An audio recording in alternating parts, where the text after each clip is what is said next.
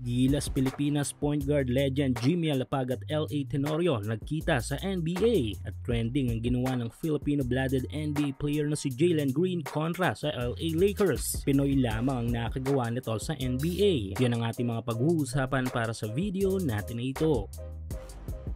So hindi nga natin may kakaila na nagkaroon ng puwang ang Pilipinas sa mundo ng international stage of basketball dahil sa nagawa ng mga maituturing nating mga OGs ng ating national team. At dalawa nga lang sa mga pangalan na tumatak sa ating national team bilang mga alamat ay walang iba kundi sina Jimmy Alapag at L.A. Tenorio. Credit sa maraming mga malalaro natin sa ating national team na idinala talaga ang watawat ng bansa sa mundo ng basketball. Pero this time ay si L.A. at Alapag muna ang ating pag-uusapan. Yes, idinala ng dalawang ito ang kanilang mga career from aggressive players hanggang dito sa pagiging mahusay ng mga coach. Doon nagiba na ang kanilang mga landas na tinahak dahil nga pumunta na sa international si Coach Jimmy bilang assistant coach ngayon ng NBA team na Sacramento Kings, habang si Tenorio ay nanatili sa Pilipinas at naging coach ng Gilas Youth Team. Pero patuloy pa rin ang ugnayan ng magkaibigan at dating Gilas teammate. At bilang mga alamat ng Philippine basketball ay patuloy pa rin ang pag-iisip nila ng mga bagong mga paraan upang mas mapaunlad pa ang sistema ng basketball sa bansa. Sa katunayan, sa ilang taong lumipas ay sa wakas personal na nag-uusap ang dalawang alamat ng ating national team. Nito lang bago ang naging laban ng Sacramento Kings at LA Clippers ay bumisita si Coach LA kay Coach Jimmy. Makikita sa larawan na tila may matinding pag-uusap ang dalawa. Tila nga may mga bagay na pinaplano para sa ating national youth team. Mga bagay na makakatulong tiyak upang mas umangat pa ang sistema ng ating mga players. Tandaan na kasalukuyang coach ngayon si Coach Jimmy ng isang NBA team. Kaya fresh pa para dito ang mga bagay mula sa kanyang NBA team na pupwede niyang mai-apply sa Gilas Youth Team. Bagay naman na i-absorb ni Coach L.A. Tenorio bilang head coach. Future is bright para sa ating national team kung sakali, dahil bukod sa mga strategies ay may ilang mga big time recruits din tayo para sa ating pambansang kupunan.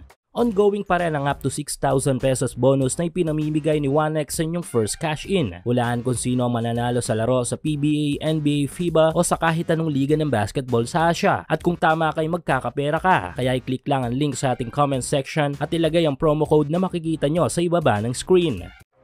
Samantala, Pinoy pa rin sa NBA. Phil ang future superstar ng NBA team ng Houston Rockets. Trending ngayon dahil sa ginawa nito sa mismong laban nila kontra sa kupunan ng LA Lakers. Yes, usap-usapan ngayon sa SOCMED si Jalen Green dahil nga sa ginawa niya sa naging laban nila kontra Lakers. First half kasi ng game ay napanood pa ng lahat si Green at tibong lumalaro. Ngunit pagbalik ng second half ay eto na si Green. Nakaupo na sa bench at nakasibilyan na lamang ito. Bukod sa pagiging sikat ay isa sa may tuturing na malakas na team ng Lakers, lalo at meron silang tambalang Luka at King James. Pero eto nga't inupuan lamang sila ng Pinoy-blooded NBA player. Yes, natalo nga sa game na ito ang Rockets. At ang naging dahilan kung bakit biglang nagpalit si Jalen Green ng damit at nanood na lamang ay ang pagpunta nila sa top number 2 seeded team kung saan ay pasok na sila sa playoffs. Kung kaya't hindi na kailangan lumaro pa ito sa kanilang kupunan.